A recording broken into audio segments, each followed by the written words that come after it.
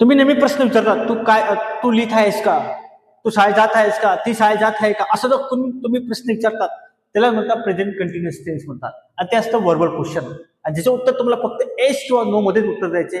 Okay, जसं त्याचं structure पहा, एम इज आर घ्यायचे, सब्जेक्ट घ्यायचे, नंतर विफोर घ्यायचे, विफोर म्हणजे V1 ला आयएनजी, नंतर ऑब्जेक्ट शेवटी क्वेश्चन मार्क घ्यायचे. ओके, आता कधी लक्षात ठेवा, V1 ला जर कधी आयएनजी लागला असेल तर समजा की तो कंटिन्युअस टेन्स आहे. मी मागे तुम्हाला सांगितलं होतं. आणि आयएनजीच्या पहिले जर एम आला तर 100% तो समजून घ्यायचे की तो प्रेझेंट कंटिन्युअस टेन्स आहे.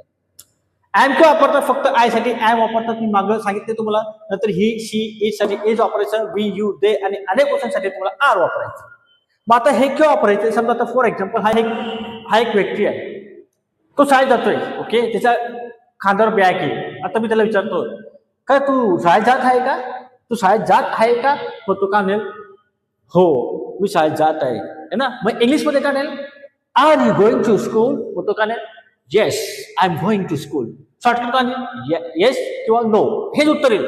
म्हणजे काय, याच्याने सुरुवात झाली, डोळे बंद करा, एम इज आर, याच्याने सुरुवात झाली, उत्तर नेहमी एस किंवा नोनच उत्तर द्यायचे. तुम्ही लिहितात का, आर यू रायटिंग, तुम्ही का ना yes I am writing, no I am not writing. जे काम आता चालू आहे तेव्हाच वापरायचे. ओके, जसं आता बघा याचा शेवट काय आला पाहिजे, तर आहे, आहोत, आहात, आणि शेवटी काय असेल, का असेल. एखाद्या करून आपण एक साधं वाक्य घेऊ, नंतर त्याला वर्ब क्वेश्चन करू. जसं आता बघा, मी शिकवत किंवा शिकवित, मी शिकवत आहे. आता तुम्ही काय ना, मी म्हणजे आय, हायला काय I am teaching. Okay, I am teaching. आता हे झालं साधं वाक्य. पण आता मला करायचे वर्बल क्वेश्चन मध्ये. मग आता वर्बल क्वेश्चन मध्ये करायचं असेल तर मी काय म्हणेल, मी शिकवित आहे, आणि शेवटी मी काय वापरेल, का वापरेल. बघा त हाय का, बघा त हाय का आलाय. काही नाही करायचंय तुम्हाला, हा जो एम आहे ना, एम तो पुढे घेऊन टाकायचं. म्हणजे कसं येईल, मग एम आय असं घेतलं, एम आय घेतलं, आणि त्यानंतर टीचिंग घ्यायचं, एम आय टीचिंग. आता याचं उत्तर काय द्या तुम्ही, येस. आता हा जो आय ना, आय इथे येऊन जाईल, येस यू आर असं होऊन जाईल, येस यू आर टीचिंग. नसेल तुम्ही करणार नो यू आर नॉट किंवा यू आरंट टीचिंग म्हणायचे. म्हणजे बघा, ज्या ठिकाणी जर कधी आय आला तर उत्तर देतात तुम्हाला यू वापरायचे. कारण बघा, मी तुम्हाला प्रश्न विचारतो, मी विचारतो, समजा मी नाचत आहे का, एम आय डान्सिंग, तुम्ही काय तुम्ही उत्तर देणार ना, तुम्ही उत्तर देणार येस यू आर डान्सिंग. नसेल तर का no you are not dancing. समजा मी तुम्हाला प्रश्न विचारतो, आता मी तुम्हाला प्रश्न विचारतो, हाच प्रश्न विचारतो की बघा, तुम्ही शिकवित आहात का. बघा आता काय आलाय शेवट, तर हात का.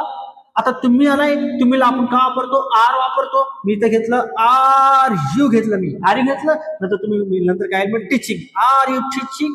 याचे उत्तर काय देणार तुम्ही, येस. इथे यू आलाय ना, त्याला आय करायचं, येस आय एम म्हणायचं. मग येस आय एम टीचिंग. तसं तुम्ही करणार no I am not teaching. समजा तुम्हाला म्हणायचं तू खेळत आहे का, तू खेळत आहे का, तर तुम्ही करणार आर यू प्लेइंग. तुम्ही करणार येस आय एम प्लेइंग. नसेल तर no I am not playing. समजा आता आम्ही दोघी जण एक मित्र आहोत, आम्ही जातोय कुठेतरी फिरायला जातोय, आणि आम्हाला एक्स वाय झेड, समजा आम्हाला नेहा दिसली, आणि त्याला म्हटलं ती शाळेत जात असेल, मी त्याला विचारलं का रे नेहा शाळेत जात आहे का, तो का म्हणेल येस किंवा नो म्हणेल. म्हणजे काय, इज नेहा. म्हणजे बघा, नेहाला नाव आलं तर का वापरायचं, इज, म्हणजे एक नंबरला घ्यायचं इज, नंतर नाव घ्यायचं, नंतर जे क्रियापद असेल ते घ्यायचं. एखाद्या तुम्ही वाक्य घेतो म्हणजे तुम्हाला लोक समजेल. मी एक साधं वाक्य घेतलं, काय, नेहा शाळेत जात आहे असं वाक्य घेतलंय. तर आता याच्यात हे काय वर्बल क्वेश्चन नाही, आपण वर्बल क्वेश्चन नंतर बनवू. तर बघा शेवटकाले त आहे आलाय, आपण मागच्या लेक्चर मध्ये पाहिलं होतं. पहिले काय घेणार, नेहा घेणार, नेहा घेतलं, मी नेहा घेतलं. आता नाव आलंय तर आपलं काय इज वापरायचं. म्हणजे आपण काय घेणार, या ठिकाणी इज वापरणार, इज घेतला, आणि ज्याला काय होतं गो, त्याला काय लावायचं, आय लावायचं. नेहा इज गोइंग, पुढे आता तो स्कूल घेतला आपण. हा झाला तुमचं साधं वाक्य. आता मला याला वर्बल क्वेश्चन मध्ये द्यायचे, मी का म्हणेल नेहा शाळेत जात आहे का असा लिहायचा. मग काय शेवटी का आलेले. ओके, मग आता इथं त हा एका आलाय, तर मग तुम्हाला काय बोललंय, त हा एका आलं, ग्रामरचं शेवटी काय ते महत्वाचं नाहीये. जे काम तुम्हाला आता सांगायचे, ज्याचं उत्तर एस न येतं, एक नंबरला एम इज आर घ्यायचं. एम जर का वापरतात एकदा बघून घ्या. ओके, मग आता काय करायचंय, नेहा शाळेत जात आहे का, हा जो एज आहे ना, एज तो 1 नंबरला घेऊन टाका. म्हणजे कसं येईल, मग एज नंतर हा आला नेहा, एज नेहा आला, आणि उरलेलं वाक्य जसं तसं घ्या. म्हणजे कसं आलं, गोईंग टू स्कूल, आणि शेवटी काय, क्वेश्चन मार्क. आता काय आलं बघा, is Neha going to school. आता उत्तर काय देणार तुम्ही, येस. शी म्हणा किंवा नेहा म्हणा, yes she is going to school. नसेल तर तुम्ही करणार, no she is not going to school. Okay, आता मी तुम्हाला विचारलं, तो खेळत आहे का, तो खेळत आहे का, आले आहे का, आलंय तो म्हणजे ही, हिला का पडतो पण इज वापरतो. Is he playing, is he playing, तुम्ही करा येस ही इज प्लेइंग. नसेल तर no he is not playing. तुम्ही नाश्ता करत आहात का, आता नाश्ता करा म्हणता हॅव ब्रेकफास्ट. पण लक्षात ठेवा, ब्रेकफास्टला ब्रेकफास्ट म्हणायचं, मग हॅव ब्रेकफास्ट म्हणजे हॅव्हिंग ब्रेकफास्ट होऊन जाईल कंटिन्युअस मध्ये, हॅव्हिंग ब्रेकफास्ट.